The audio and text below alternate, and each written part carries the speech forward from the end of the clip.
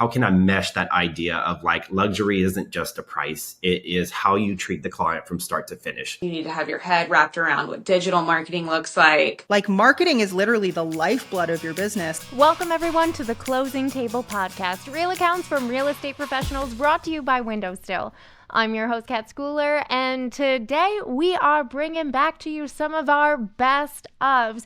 We are focusing on branding and marketing, all from the real estate experts from the Closing Table that you know and love. So without further ado, let's dive right in and hear from our real estate experts. On your branding, it says you provide your clients with a Southern luxury experience at any price. So what does that mean to you, and what does that mean for your clients? Yeah, so I came up with the idea of the Solux Group because I actually had a wonderful experience in a luxury store. And I was there and I just enjoyed everything from the little things that they did from start to finish. The way they greeted me, how kind they were, just offering me a bottle of water, like answering any questions that I had. And I just thought to myself, this is so sad that people go above and beyond only because of a certain price that people are paying, that other people don't deserve this type of experience, which I understand not everyone has the budget, right, to be able to hire that kind of talent. I do understand that. But I just thought to myself, how can this not relate to what we do in real estate? Because what we're offering is a very high ticket item, right? To buy or sell someone's home. And so I thought to myself, well, we need to stop and how can I mesh that idea of like luxury isn't just a price. It is how you treat the client from start to finish, that they feel like they are truly your most important client and that you will do whatever it takes, right, to make sure that they're happy with their experience, whether they buy or sell with you or not. And so that's what I started leaning into is I want to provide that Southern hospitality. I want you to feel comfortable with me, that you can ask questions and that you're going to understand that we are a service, white glove from start to finish, where you're going to understand everything about the marketing of your property. You're going to be well informed about the areas. If you are searching to buy a home, you're going to get a guide from us that tells you every step along the way. We involve video. I provide staging, top level photography, videography. So there's all these things that come along with our service and what we offer. So you can't really compare us, I think, with your average agent because we do bring so much more to the table and so much more experience with that.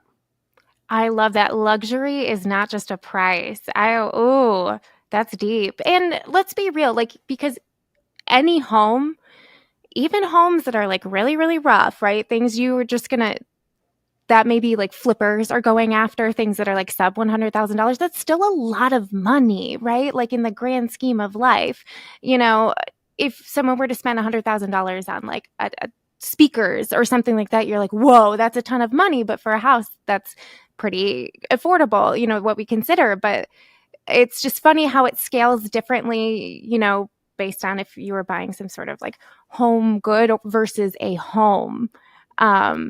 And I think that's a wonderful philosophy because it is most people's biggest purchase, whether you are, buying an affordable house or you're buying a luxury home.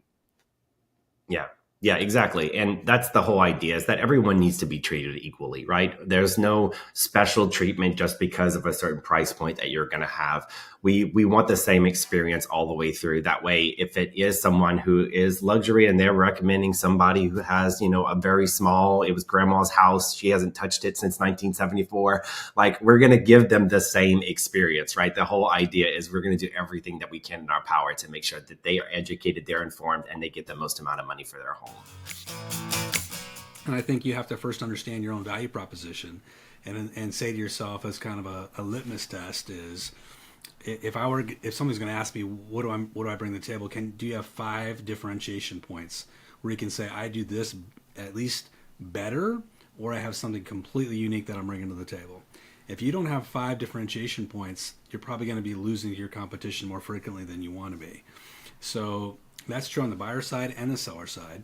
And then when you put that, how do you articulate that? The way you articulate that and you drive that value proposition home is you're doing that through a presentation, a visual presentation. So when we look at what we do as realtors, right, our whole job really is lead generation, number one. That leads to, kind of down the funnel, it leads to a presentation. And the presentation is really the apex point of everything we do. It's all the marketing, all the social media, all the sphere of influence stuff, the CRM, everything leads up to that presentation. And that's where it comes together. And we say, hey, here's why you should hire me. And here's the 5 reasons why you should hire me. And this is where agents blow it, because they get this monumental opportunity and then they're not prepared for the opportunity. So you're exactly right. I think it comes down to just really thinking through your value proposition, and the way you prove that value proposition actually works is also as important. So you're saying, here's what I can do, X, Y, and Z. The way you prove it is with one more step, which is an often missed step. The often missed step, and if you've ever been to like a wedding planner or photography place, or there's a million places that do it. If you're going to an architect, they'll have a portfolio of their work, right? And they'll say, here's all the work we've done for other clients. And this is what we should do. We should have a success portfolio. And the success portfolio is saying, hey, here's what I can do, but let me show you what I've done for other clients. And this could be your lead behind. It could also be your follow-up that you're sending. It also could be your pre-listing kit, your pre-buyer meeting kit. So you could do it in advance, or you could do it after. But it's going to have like 10, 20 pages of it that it's going to say, hey, here's a client that I helped. Here's their background. Here's what we did to help them. Here's what I was able to do. Here's a testimonial from these clients. Here's some of the marketing examples that we use. That's the best way, in my opinion, to prove that the value proposition that we put together actually works in the field. So it's a long answer to a short question. Oh, I think that's a great answer. So do you recommend people have this like living on their website somewhere, like having on their link tree, or like make it a downloadable? What do you recommend? Yeah, there's a lot of ways to do it. One of my favorites, and it's super easy to do, is you create a presentation. It could be in, as easy as PowerPoint. You could build it in Canva. If you're building it in Canva, it'll create for you a URL for that, which you could then share. It could also be a QR code that they scan that they can then look at. Another system that I like is a system called Flip, F-L-I-P, HTML5.com. What Flip will do is it'll take any PowerPoint, any PDF that you create, maybe from Canva, and we'll turn it into like a magazine style format. In fact, you can hear the pages turning. It looks really cool. Super inexpensive. And with Flip, what you can do is you can create, think of it like a bookshelf.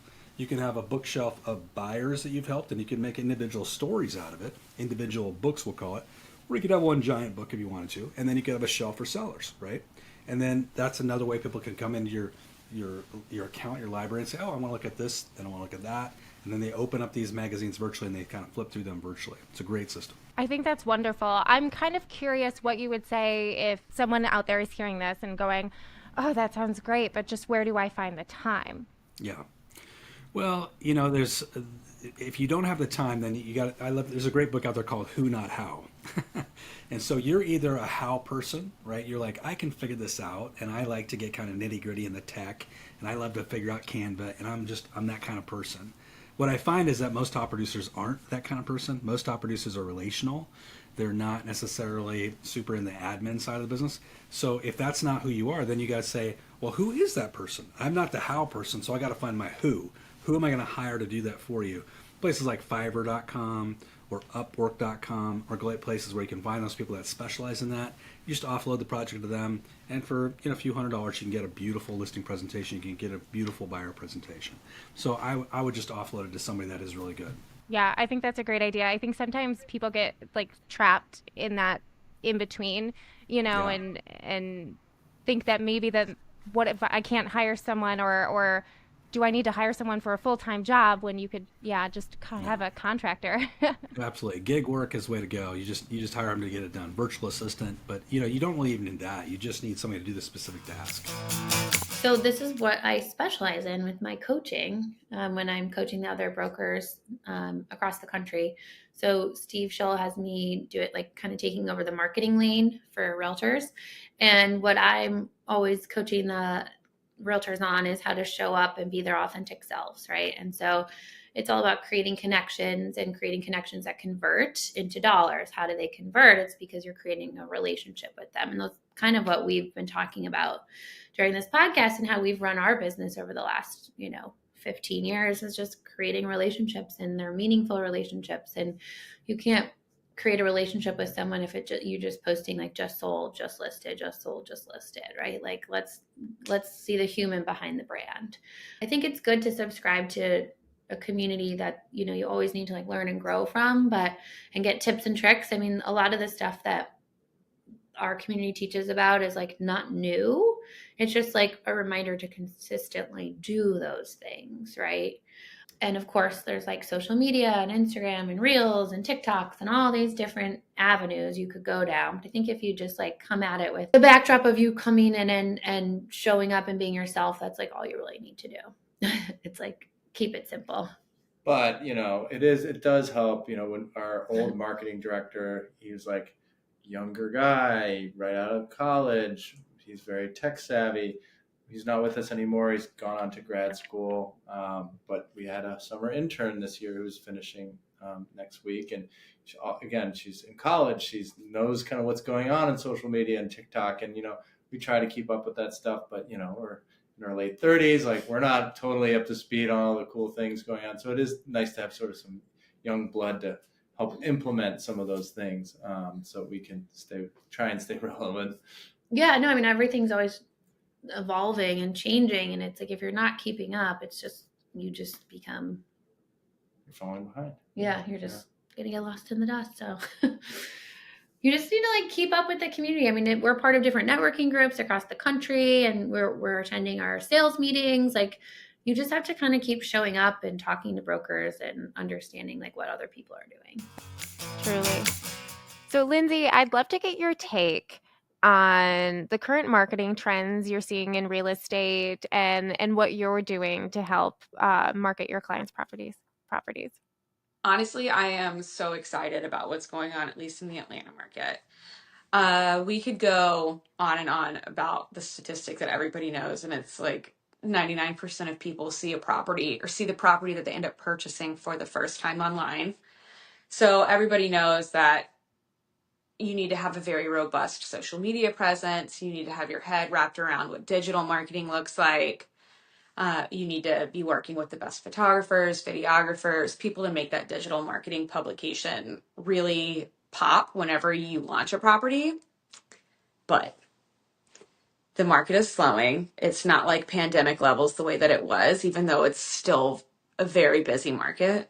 So we're seeing more of these networking and face-to-face opportunities for selling, which is honestly one of my favorite ways to market a property. There, you can have the most exciting drone tour and the most exciting photos and the best staging, which I definitely recommend people to have. Please have all of those things, because if I'm not selling your property, I'm looking at your property to buy with one of my clients, and like that kind of digital presence can make or break the showcase of a property. But what's really exciting is people are kind of getting back to these principles of connecting with clients and connecting with interested parties by showcasing what the house does for people. So, for example, there was a rooftop kind of brokers open house situation that was set during sunset hours. That was like a sunset cocktail event for the neighborhood and then for prospective buyers. And it was perfect because you had this beautiful skyline view of the city. You got to watch the sunset, and you really got to experience like that value add for living in this specific home that cannot be communicated through photos. So I think people are really kind of getting back to really showcasing a home the way that the home should be showcased, rather than just kind of throwing everything at a digital footprint. Yeah, I love that too, you know, especially someone looking right now, photos, they have their limitations. Like they're the great like first impression, but ultimately limited.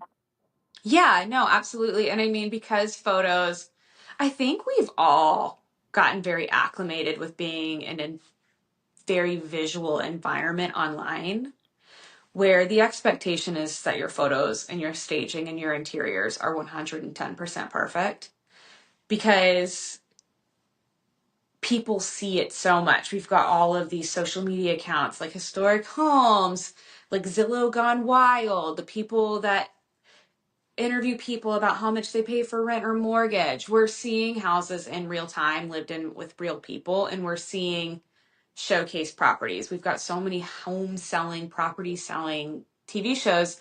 We know, and clients know whether they know it or not, what a good home looks like.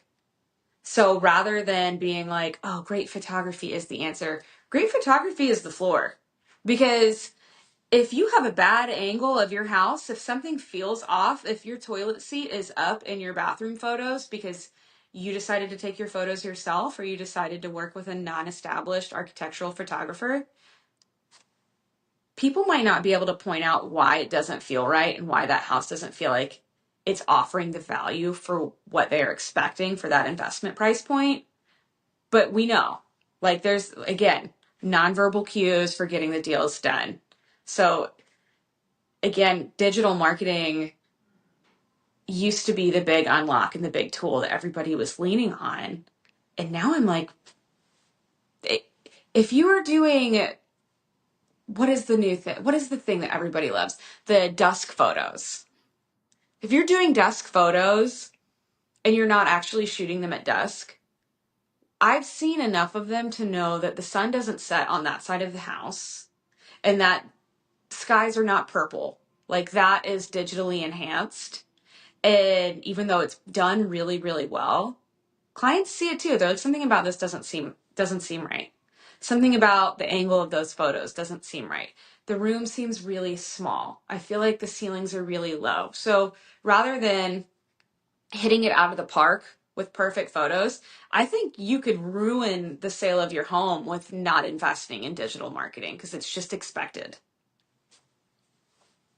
Yeah, I think that's a great point. And um, we do real estate photos at WindowStill, and I see them, every day, and it makes a huge difference. And then I look on Zillow, and there is one property locally to me that someone must have taken them themselves with a point and shoot, and they're all out of focus. And I'm like, I don't think that house will ever sell. No, and it's like I've seen so many properties where I'm like, friends, we just need to go see it. I know what this trick is, and it is the listing agent standing on a chair in the corner of a room with a landscape orientation to their iPhone taking these photos. I know it looks a hot mess to you right now, but in person it's going to be fine. But like, if you don't have somebody that's also advocating for you seeing those things, or if you don't have somebody that's experienced enough to advocate to get around that, whereas like, you have to work with professional photographers. There is just no way around it. And I would say that is, if you're working with an agent that offers packages for marketing and selling your homes, and there is a package where they offer to take the photos themselves, really consider what your expectations and goals are for selling your home. Because you might be reducing the investment point that you're making with that specific agent, but you're also reducing the price point that you're going to get. I'll give you an example. A hire that we see all the time that 100% doesn't work out is the agent who's like, okay, I know that I need to be on social media, but I don't have time to do it, or they don't value it the way that they should be valuing it. And they're like, I'm going to hire this kid. And I'm just going to hire this kid, and this kid's going to do it. I'm going to pay this kid, $500 to $1,000 a month, and they're going to handle all my social media. And then 6 months later, they're like, we've gotten nothing from our social media. I'm like, you literally hired an 18-year-old to manage your business's marketing. Just because these people grew up with phones in their hands doesn't mean that they know how to market a business. Like, marketing is literally the lifeblood of your business, and you've treated it as though it's nothing. And so that's a hire that we see all the time that never works. Or they hire like the cheapest company out there to just create a bunch of infographics in Canva and throw them on Instagram and expect that they're going to get a bunch of business from it. And that's really just not how any of these platforms really work. So I think that sometimes it's understanding the values and being able to assign values to different things in a more accurate way. The way that I look at it and what we always teach is that the marketing is like the last thing that you outsource, that you keep that marketing. It is the voice of your business, and you outsource client delivery, customer service, all of those things that really, I think traditionally, because we've looked at ourselves as salespeople, we've forgotten that like those are actually not the highest value activities. That's just the delivery of the product. And that your business, yes, you want to be able to service those people at a high level and get the referrals from them. But referrals are the icing. Your marketing is the cake. And you've got to be able to, if you want an unlimitedly scalable business, you're not going to get that in the time frame that you want it just through referrals. So we have to be able to prioritize and look at what are the things that are actually going to be of the highest value for the person, like the figurehead of the business. And the face, the brand, the marketing, the messaging, all of that comes from the leader of the team and can't come from like some 18-year-old student that is doing it part-time while going to school.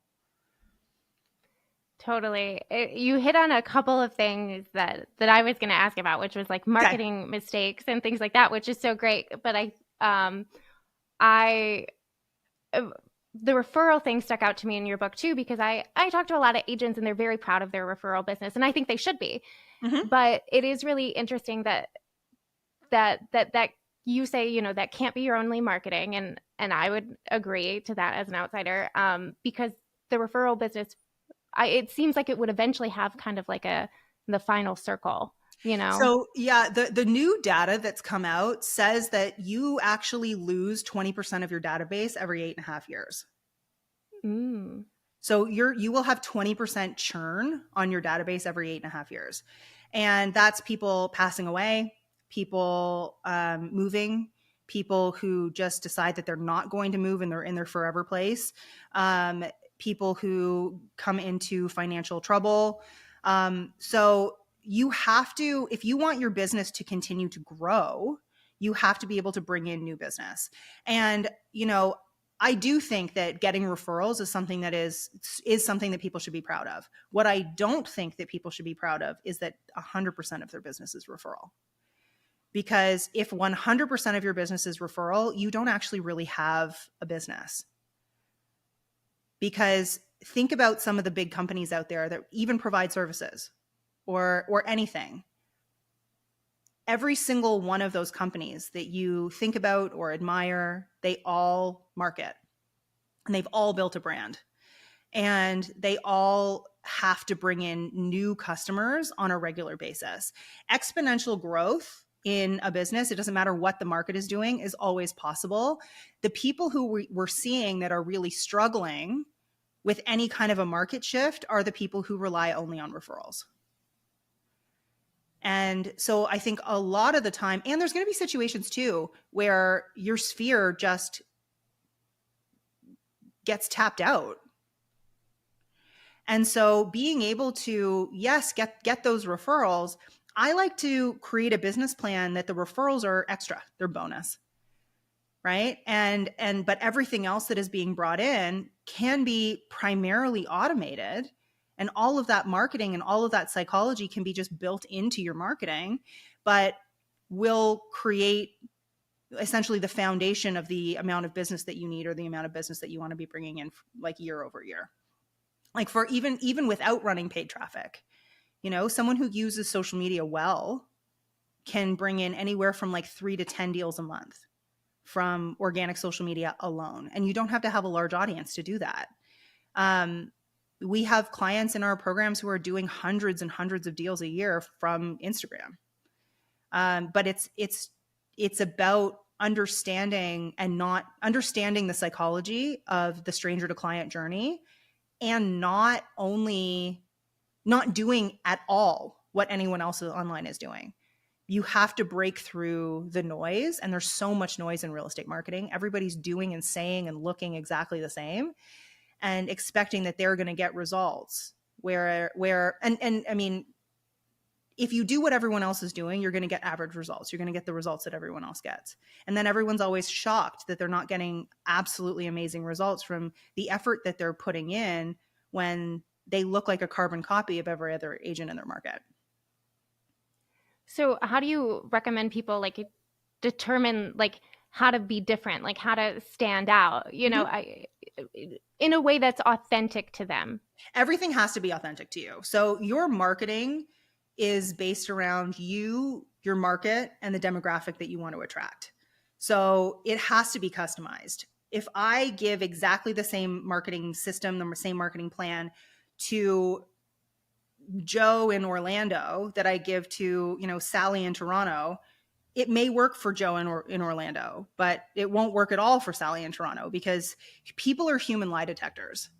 And if there's something that feels off, and there's something that feels fake or doesn't feel real or authentic, they will immediately, and it's just like, you see it all the time on like TikTok now, like people just get the ick. They're like, something about this just doesn't feel right. Like this person gives me the heebie-jeebies. And that's what we see so often in real estate marketing, is we see these like overproduced, overly over the top, like just too much real estate videos that people think, oh, well, you know, I spent all this time or all this money. And it's just like, just sit down and talk to the camera. Just be a real person. You don't have to put on this huge show. The number one thing that is going to get people results is going to be target demographic or having a niche. So a human-based niche. I say niche, I'm Canadian. So I said niche the first time. Okay, yeah. Okay. So same. So you have to have a niche. And most people fight me on this, and then they try to do it without one, and then they end up with generic marketing that looks like everyone else's. But the way that I teach niching down is it has to be based on a human transition. So people move because their current situation, their current location, their current property type does not serve them, or they think that it will be better if they have a bigger house, have a smaller house, have a house with a backyard, or in a better school district. Like there's a reason why people move. People don't just move because they feel like it one day. It's not fun. And so we have to understand for that target demographic, what is the thing that's driving their move? So the thing that we need to focus on are pains, problems, fears, desires. And all of the marketing can be built around that. And we teach a 9-point psychological journey from stranger to client. So all of this comes down to being able to take someone early on in their journey where it's like they're problem aware, but they're not yet at the information gathering stage. This is how you fill a pipeline. I think so often people are like, oh, I don't have anyone in my pipeline, but people don't define pipeline correctly. Someone in a pipeline is 6 months out, and you may not even know that this person is 6 months out. They might not even know that that they are 6 months out. The idea is that you have a large enough audience, or you're creating enough relationship with this audience. This is all about creating relationships at scale. You're building enough of a relationship without even needing to talk to them. I have people who will send our agents referrals who've never worked with them. They just follow them on Instagram. And they'll be like, their mom will reach out and be like, oh yeah, my daughter Sally, like she follows you on Instagram and she told me that I absolutely had to work with you. And it's because they've created this relationship that is as high up as a referral quality relationship. I had someone I went to, I think I coached rowing in high school. She sent me a DM the other day and she was like, hey, I just wanted to let you know, I just moved from Toronto to Ottawa. And I was like, oh, cool. I haven't talked to this girl in like 20 years. And I was like, cool. And she's like, I just wanted to let you know, like how I found my agent. And I was like, oh yeah. And she's like, yeah, I went into your Instagram followers and I searched for Ottawa. Oh. And I looked at the agents that were in Ottawa that followed you on Instagram. And then I went through their profiles and figured out who I liked the best. And I reached out to them. And I think that people don't really realize how powerful that is. So all of this just comes down to, I like to break content into 3 major buckets. You've got authority content, you've got personal content, and then you've got social proof. And the typical real estate content that we see, the just listed, just sold, pictures of pretty houses, real estate memes, market report infographics, like things like that, that doesn't work. And I know that people hate when I say that. I always get so much pushback, but social media is not a billboard. And so many people in real estate still treat social media like it's a standalone billboard as opposed to a social networking platform. If you look at some of the biggest audiences, the biggest influencers that are emerging from any platform at the moment, a lot of those people are really good at telling stories, and they are really down to earth, and people feel connected to them because human beings make decisions emotionally before they make them logically. And so you can't only try to position yourself as an expert or as an authority and not create an emotional connection. So part of this is, really just really good marketing. All it is being able to articulate what's in the back of your ideal client's head better than they can. Right? That's when you get the, oh my gosh, I feel like you're inside my brain. Oh my gosh, are you listening to my conversations? Like, you totally get me. That is how people, especially online, choose who they want to work with. And then they back the decision up with logic. Right? Does this person know what they're talking about? Did this person get their license 2 weeks ago? Right? Mm-hmm. And so a lot of it really just comes down to putting the right stuff out there and facilitating that psychological journey from stranger to client and giving them what they need to see in order to say yes to you. And that's really the answer for inbound business. People all the time, say, I love that you teach inbound and you don't teach chasing. I don't teach chase. I'm not saying that you can't create a business around chasing that works. Sure you can, but it's not the kind of business that I would want. So, why would I expect or teach something that I, at this point in my life, am unwilling to do? Totally. So for like social media, when you're coaching, when you're teaching people, Mm-hmm. do you recommend they're on every platform like YouTube, TikTok, Facebook? No? Oh, okay. No. It depends on who they want to attract, right? I see all kinds of people. Agents love YouTube right now. And they spend all this time and all this money creating all of this content. And then they have 55 followers and, their grandmother watches their videos and they're not getting any. YouTube is a hard platform to crack. And you essentially have to become a YouTuber in order to succeed on YouTube. The only people that I believe should be creating content on YouTube are people who focus on relocation and who live in a secondary home market. Because that's when I moved to the Bahamas, mm-hmm. That's how I found my agent, right? I looked through like, what is life like? What is the real estate process like? Those are the videos that I watched about the island that I moved to. And then the agent that was producing those kinds of videos. If you are selling people from same market to same market, they're not going to look for you on YouTube. So I think that it's really important that you understand who the target demographic is, and then you choose your platforms according to that. We have agents who are doing phenomenally on LinkedIn because they specialize in young professionals. But if you are working with seniors or downsizers, why would you post on LinkedIn? They're not on that platform. And if your content is good enough and niche down enough and the messaging is correct, then all you need to do is be on like upsizers, Facebook, Instagram, maybe TikTok. But the thing with TikTok is you can't convert off of TikTok. So you have to grow the audience on TikTok and then move them to either email or Instagram to actually convert them because of the way that the For You page works. So a lot of the time when it comes to choosing a platform, I would rather that you do email, Facebook and Instagram, or email, Facebook and LinkedIn, or, email and YouTube and Facebook really, really well and dominate those platforms. I mean, email is always going to be a phenomenal source. So many people, we went through a period like a couple years ago where everyone was like, email is dead. And the reality is that email is the only list you own. every other list that you have, every other audience that you have can disappear overnight. And email, if your emails are good and you're getting into a primary inbox, your open rates are going to be somewhere between 35 and 40%. And you're not getting that visibility on any platform, on any other platform other than email. You can still make multi-seven figures from growing a really solid email list.